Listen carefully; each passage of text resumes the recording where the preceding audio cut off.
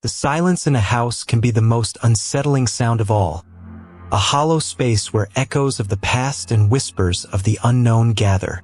Tonight, we open the door to those quiet places, the ones we think we know, and discover what truly lurks within. Get comfortable if you can. Turn off the lights, put your headphones on, and let the outside world fade away. For the next hour or so, it's just you, me, and the shadows that dance at the edge of your vision. We're going to explore what happens when the mundane turns sinister, when the familiar becomes frightening, and when the comfort of home becomes a cage. The welcome mat outside the Airbnb wasn't the cute little home sweet home one pictured in the listing. It was a plain, dark gray rubber mat, slightly askew.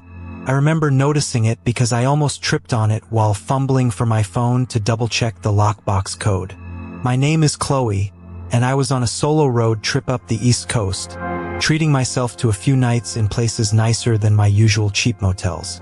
This particular Airbnb was a charming, slightly isolated cottage just outside of Asheville, North Carolina, perfect for a quiet writing retreat I'd planned for myself. The host, a woman named Martha, had messaged very detailed instructions about finding the spare key. Martha's instructions said the spare key was under the welcome mat, just in case I had trouble with the lockbox. I thought it was a bit odd, since the lockbox was literally right next to the door and usually held the main key, but I shrugged it off. Some hosts just have their own system, I guess. The lockbox, naturally, worked perfectly, and I was inside the cozy cottage within minutes. It was exactly as described, maybe even better. Hardwood floors, a small fireplace, and a window seat overlooking a patch of woods. I unpacked my bag, set up my laptop on the kitchen island, and started to feel truly relaxed for the first time in weeks. I wasn't planning on using that spare key at all.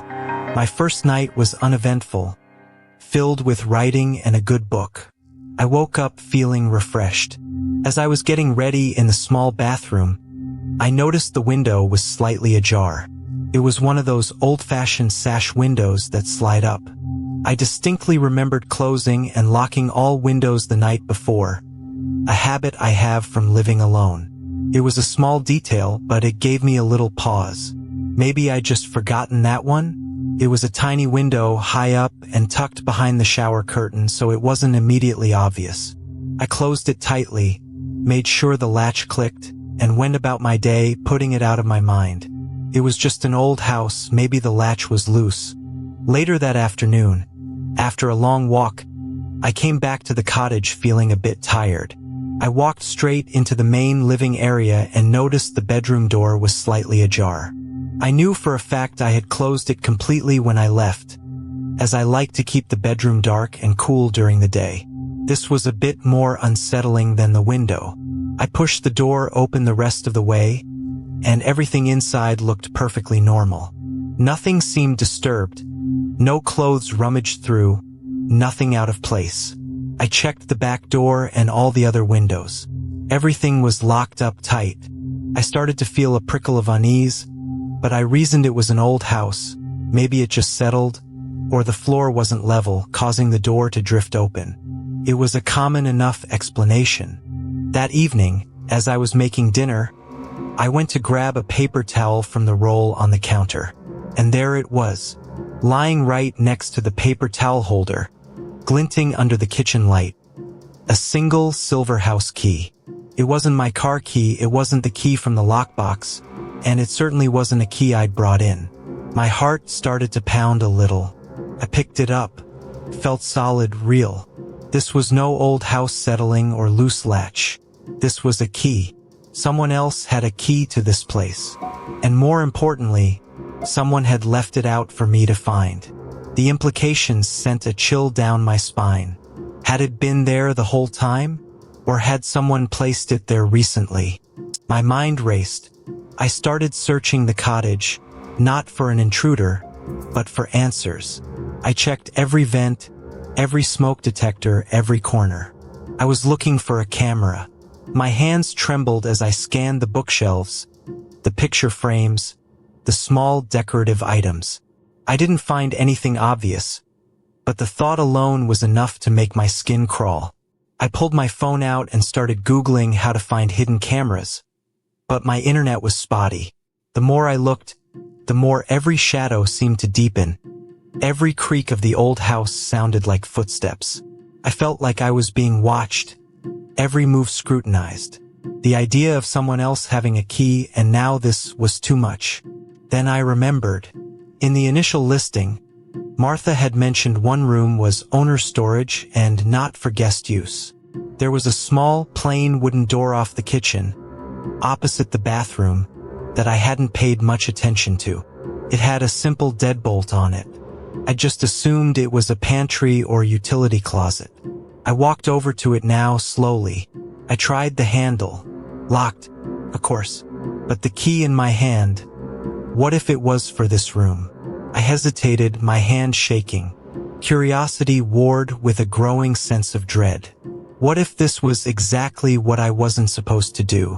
What if that was the point of leaving the key? I took a deep breath, inserted the silver key into the deadbolt, and turned. Clicked. The sound was deafening in the quiet cottage. I slowly pushed the door open, just a crack.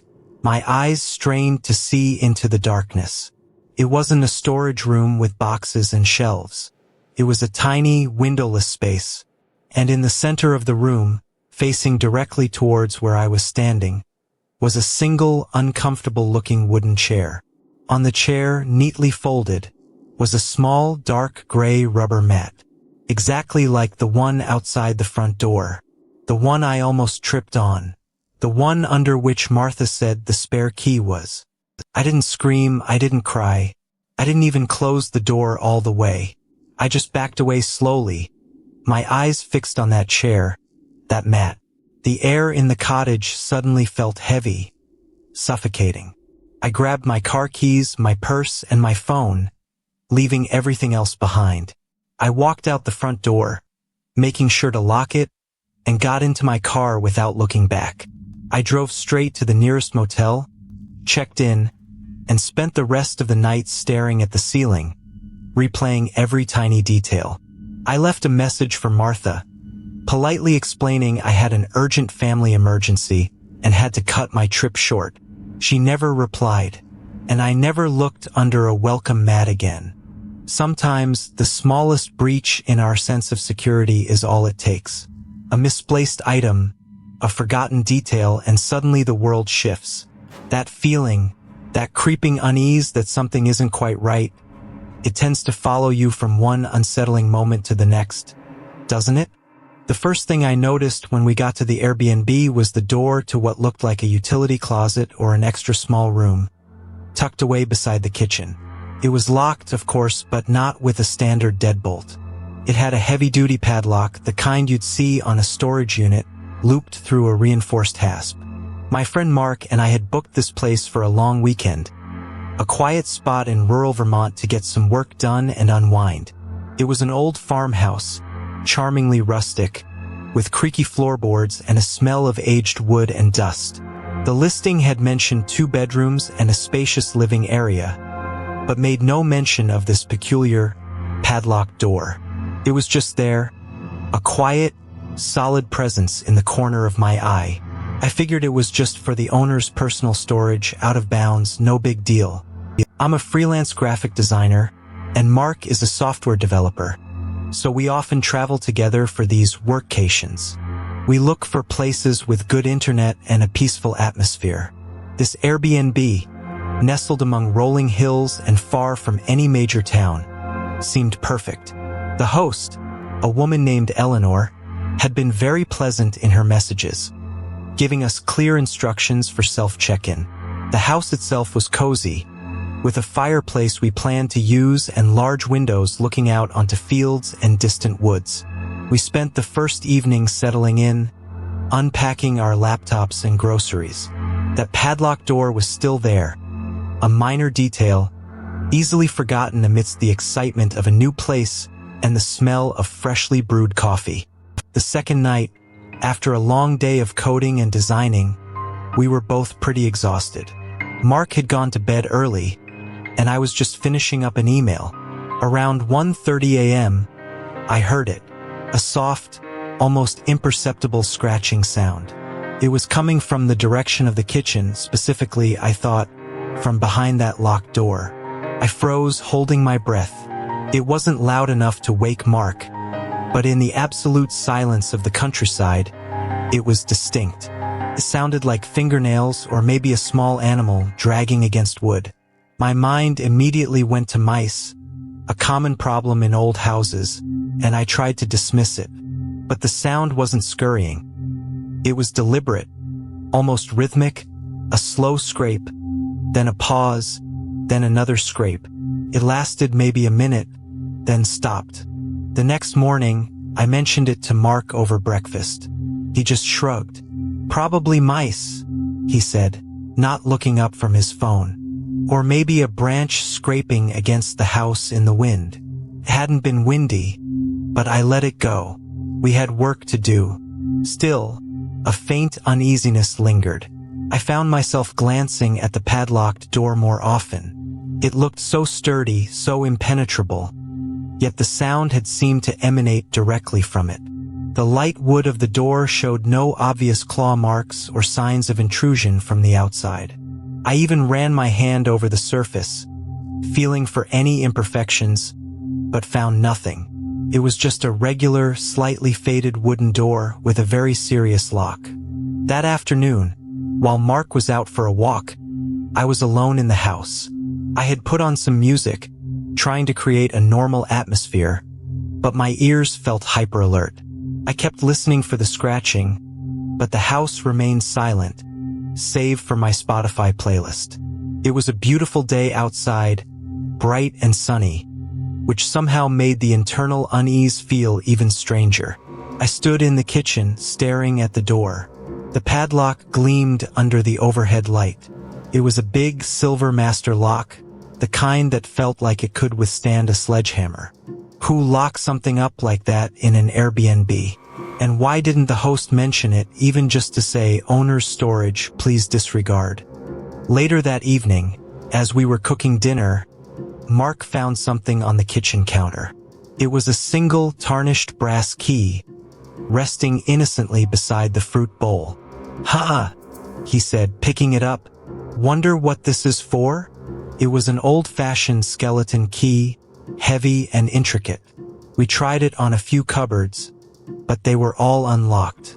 Then, almost as a joke, Mark walked over to the padlocked door and inserted the skeleton key into the padlock. It slid in smoothly. He twisted it, and with a surprisingly quiet click, the padlock sprang open. My breath caught in my throat.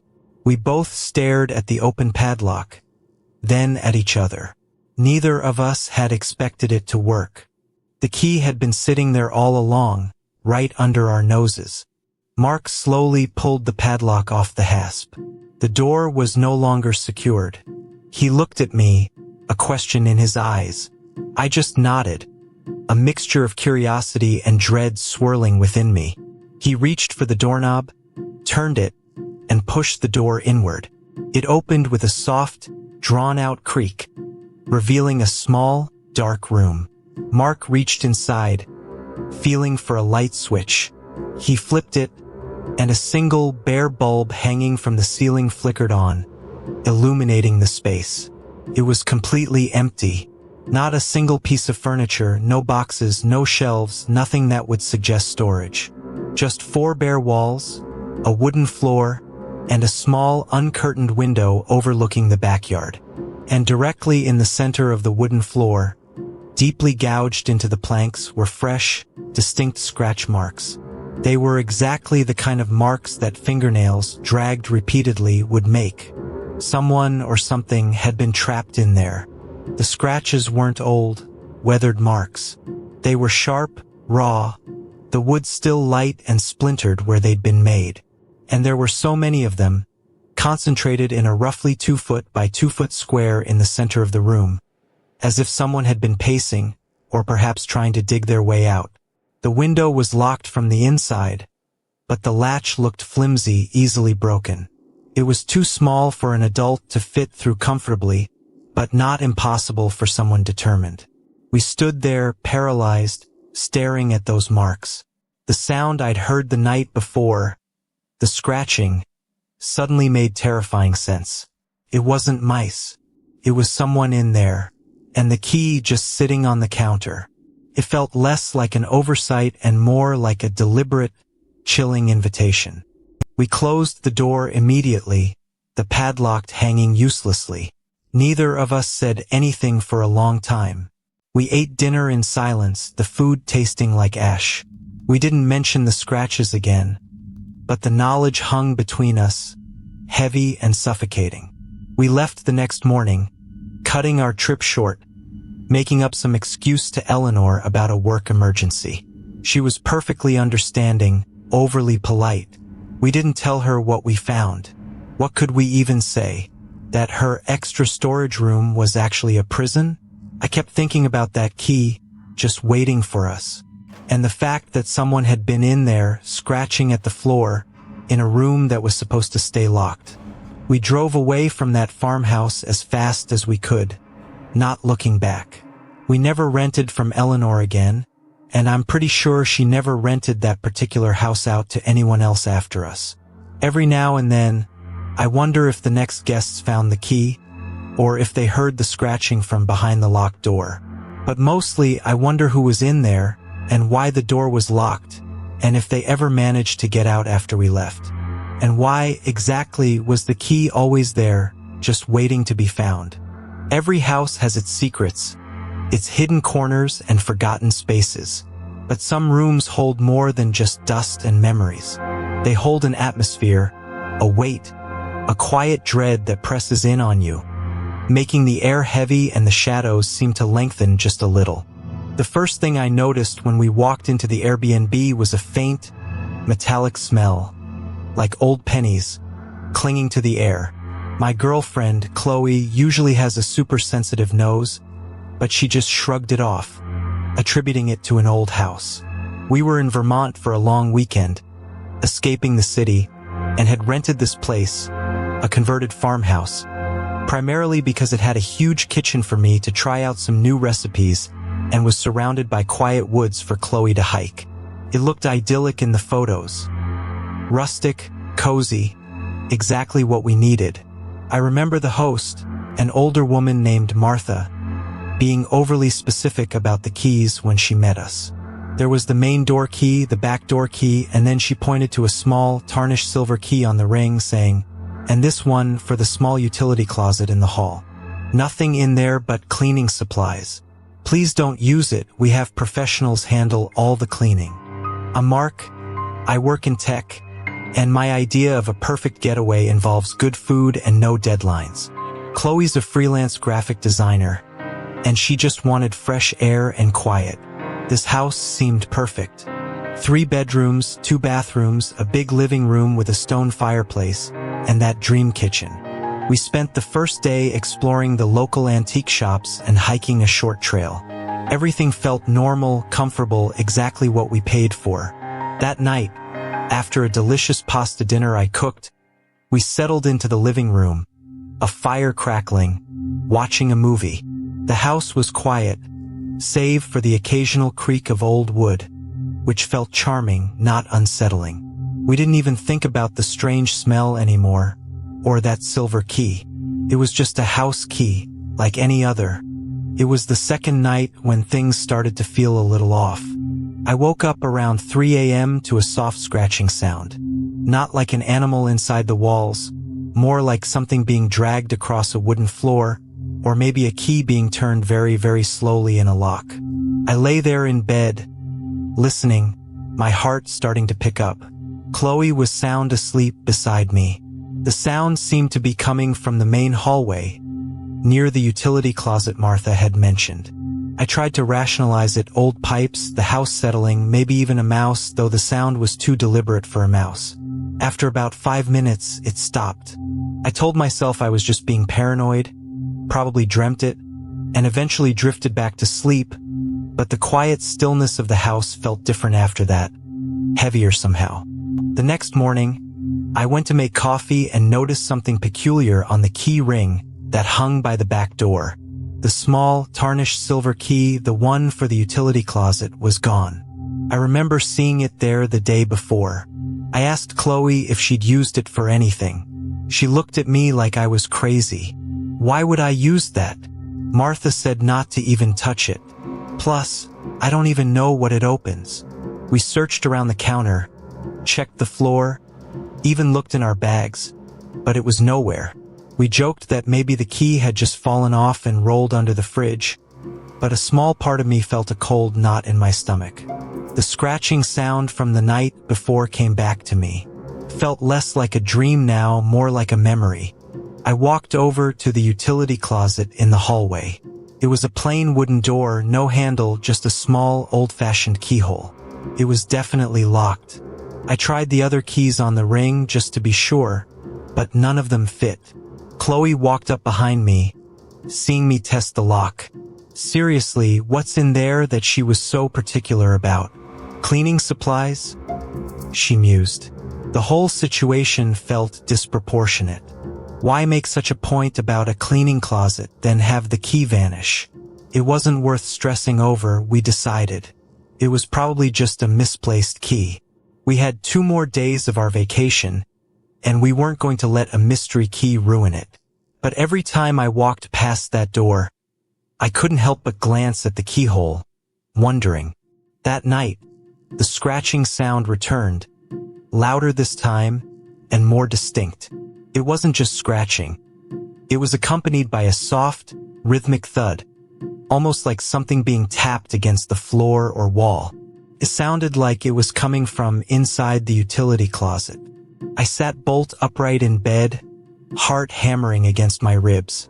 Chloe stirred beside me. "What's that?" she mumbled, half asleep. I shushed her, straining to listen. Then, I heard it, a faint, almost imperceptible whisper, as if someone was murmuring just on the other side of that thin wooden door. It was too quiet to make out words, just a low, continuous drone. It wasn't a dream. This was real, and it was coming from inside that locked closet. I slowly got out of bed, my bare feet cold on the wooden floor. Chloe was awake now, her eyes wide with fear in the dim light. I grabbed my phone, not to call anyone, but to use the flashlight. I crept towards the hallway, every step feeling impossibly loud.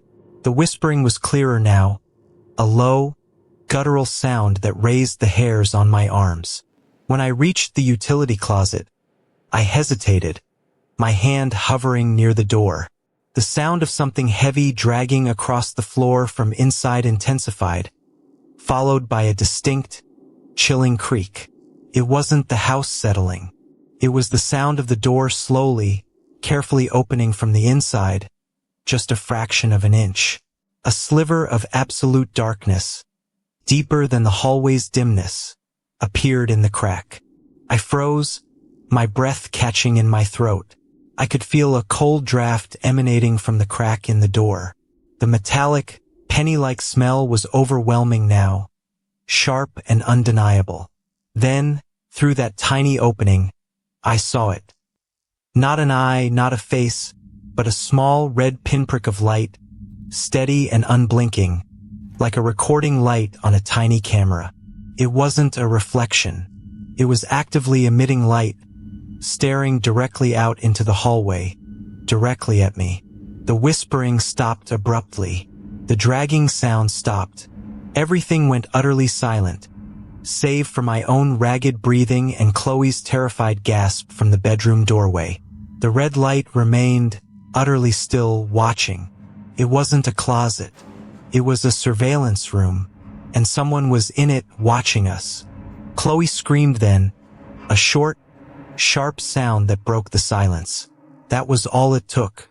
I grabbed her hand, practically dragging her back into the bedroom, pulling on clothes, stuffing essentials into a bag. We didn't care about anything else. Didn't even lock the main door behind us. We just bolted, fumbling with the car keys, tires squealing as we peeled out of the driveway and onto the dark country road.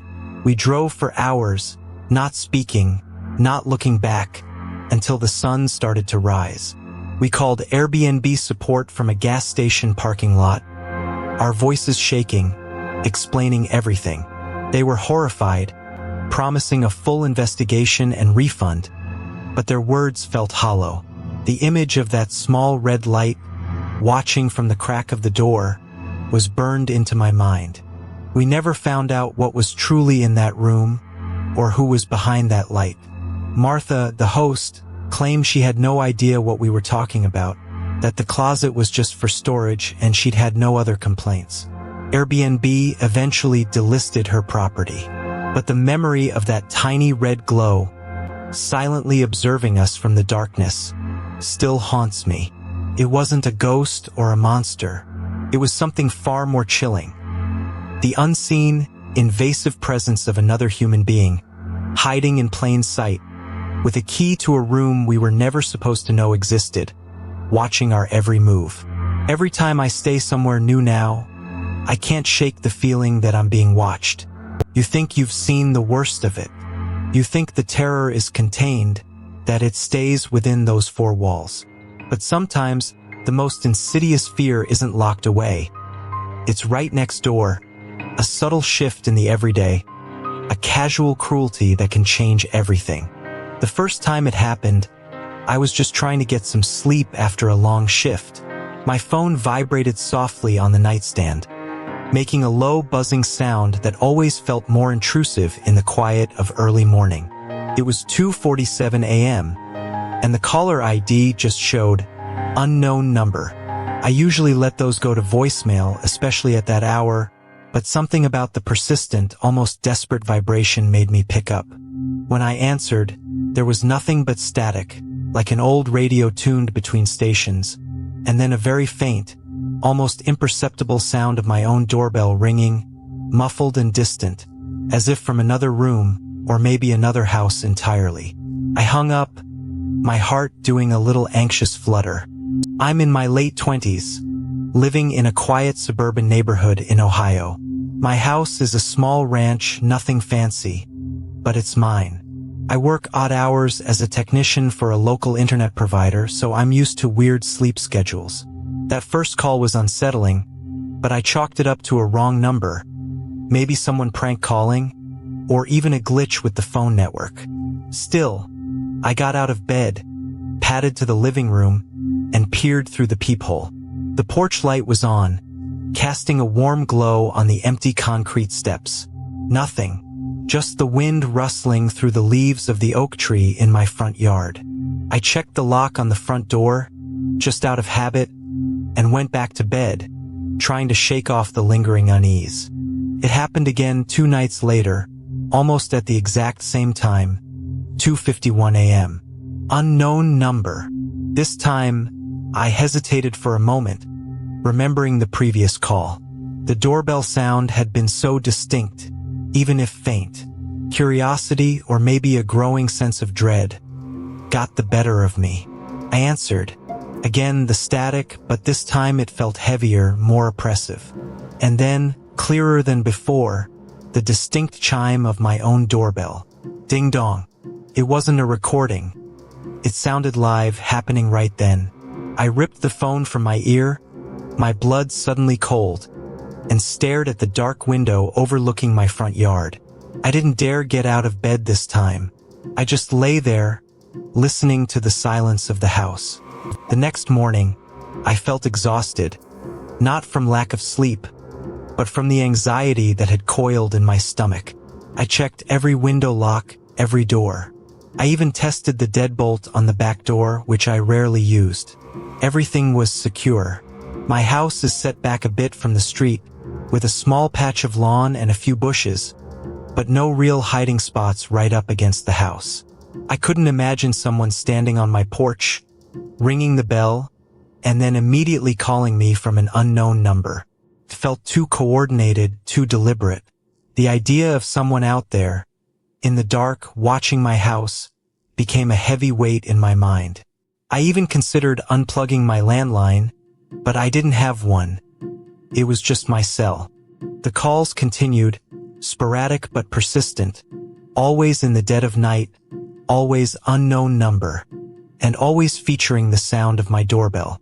Sometimes it was just the static and the chime. Other times, I thought I could hear faint whispers underneath the static, like someone talking just out of range of the microphone, or maybe just the sound of a person breathing.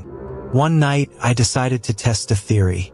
The moment I heard the doorbell chime through the phone, I muted my own phone's microphone and very quietly, slowly, crept to the living room window, pulling back a corner of the blind. My porch light was off. Total darkness. I switched it on. Nothing. Just the empty porch. It made no sense. One day, while I was getting the mail, I saw my next-door neighbor, Mrs. Henderson, watering her flowers. She's a sweet, elderly woman who's lived here forever. I casually mentioned the strange late-night calls and the doorbell ringing, thinking she might have heard something or had a similar experience. She listened patiently, then her expression shifted. "Oh, honey," she said. "You know, my husband, God rest his soul, he built that house with a very unique intercom system. He was an electrician, loved his gadgets. There's a feature, a little oddity, where if someone holds down the doorbell button for more than 5 seconds, it actually sends a signal to the landline, ringing it too, for extra measure. He thought it was clever for when you were in the back." My blood ran cold. I don't have a landline. I never have. When I bought the house, I just assumed the old phone jacks were decorative. Mrs. Henderson continued, "And there's an even older system in the basement, for the old owners. He kept it running. It's connected to a few outlets, and for some reason, if you use one of them, it'll make your doorbell chime as well as ring the old number. He never got around to disconnecting it fully." She then pointed to a small, almost invisible outlet on the exterior wall of my house, near the front door. "That one there, it's still live for some reason. Connected to the old system. He had a key to an access panel in your basement, just in case." She smiled, oblivious to my growing horror. I went home and immediately searched my basement. It was mostly empty, just some storage boxes. But tucked behind an old water heater, almost completely obscured, was a small, crudely built wooden panel, held in place by 2 screws. I pulled out my screwdriver. Behind it was a tangle of ancient wires, a small, dusty control box, and an old, rusted metal plate with a number etched into it, a phone number. It wasn't mine, but it looked like my area code. And then I saw it.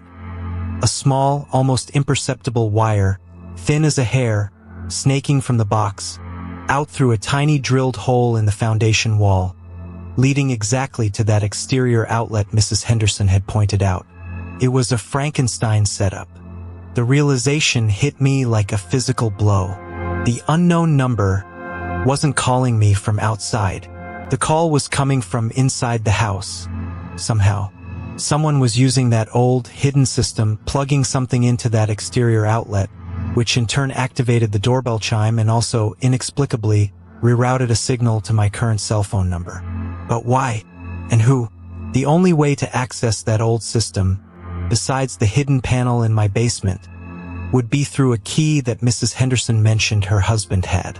A key to an access panel in my own basement. I thought about the whispers, the static, the clear, live sound of my doorbell. It wasn't someone at my door. It was someone inside my house, actively manipulating a forgotten, archaic system. They weren't just watching. They were there, and they had their own way in. I tore that panel apart, ripped out every wire, and sealed the hole in the foundation with cement. I even had an electrician come out to confirm everything was dead and disconnected. I changed all the locks on my house, every single one, and added extra security bolts. But even now, months later, when my phone vibrates in the dead of night, even if it's just a text message, that familiar anxiety washes over me. I still think about that strange, repurposed system, and the idea of someone having their own hidden way into my home, not just to watch, but to silently mess with me, to assert their presence from within the very walls. The chilling part is, I'll never know who it was, or how long they had been using that old key. These stories, they linger long after the screen goes dark. They tap into that primal fear that what we believe is safe, what we believe is ours, can be twisted and turned against us. It's the quiet dread that the familiar can become the most terrifying stranger. It's the thought that sometimes the true horror isn't in the monster under the bed, but in the ordinary spaces we inhabit every single day. If these echoes of unease resonate with you, consider subscribing for a new story every week.